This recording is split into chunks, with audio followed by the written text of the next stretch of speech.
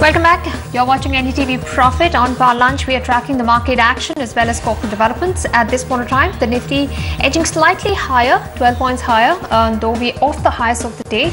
But we seem to be finding some support at the lower levels, which is why the markets have moved slightly higher. Let's pull up the Sensex for you as well, up 33 points. It is 43 points higher now, so we are seeing some traction coming through for the frontline indices. Let's also pull up the rupee for you and see what the currency is doing. We've seen a decline in the dollar, and yes, the currency has improved a lot from levels of 63. Last week we have gained about 62.3, so the currency is looking stronger.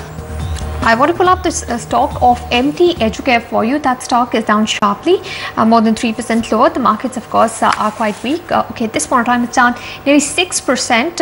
That's MT Educare for you.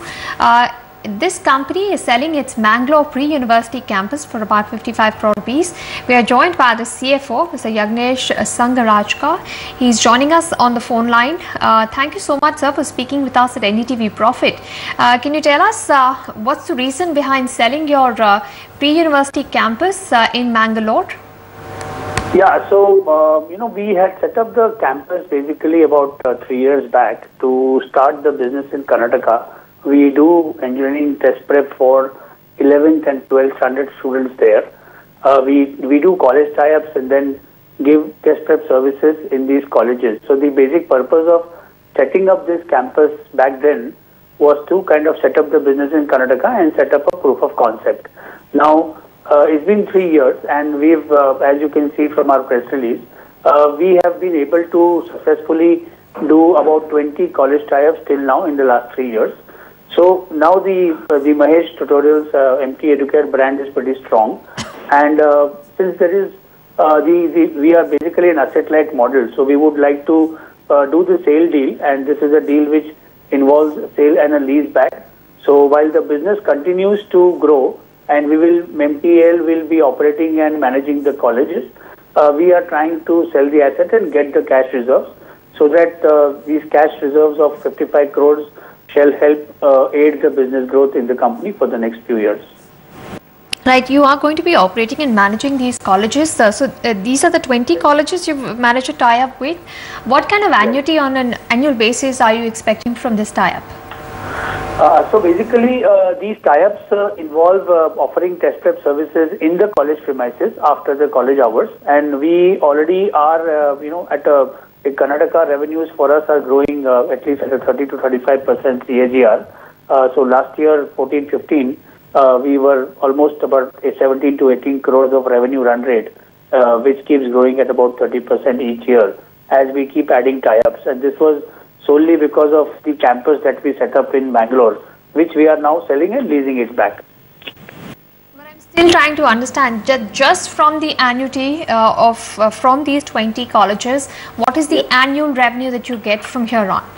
So here on, the revenues keep growing as you add the students. So I said that from the 14 college tie-ups last year, we generated revenues of about 17 crores. Going forward, next year, we are expecting about 25 crores of revenue, which keeps growing almost at about 20-25% each year. Okay. Wanted to understand for this period, which is January to March, what kind of enrollments have you seen, the growth in enrollments? Yeah, so, growth in enrollments has been pretty good. This has been our, though this is exam period and basically not too much of admissions happen in the 11th and 12th, but in the 9th and 10th standard, which is our school section, we've seen very, very good enrollments because of our new technology initiatives and issuing tablet-based digital content to our students. So we've seen very good enrollments in 9th and 10th. Almost about 5,500 admissions have taken place as compared to almost 5,000 in the last quarter last year. Okay, on a year-on-year basis, we've seen an improvement of about 500 students. I wanted to understand what kind of increase are you penciling in for your centers now? You've been doubling your centers over the last 5 years.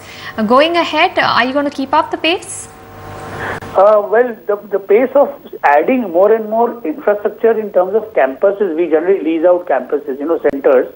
However, there won't be as furious a trajectory has been seen in the past, because we are going to increase utilization going forward. Plus, we are going to grow in a very asset-light manner. Like we are tying up with various colleges. So a lot of courses will get delivered based on these tie-ups, and we don't really will need to set up as much of capex in our own centers.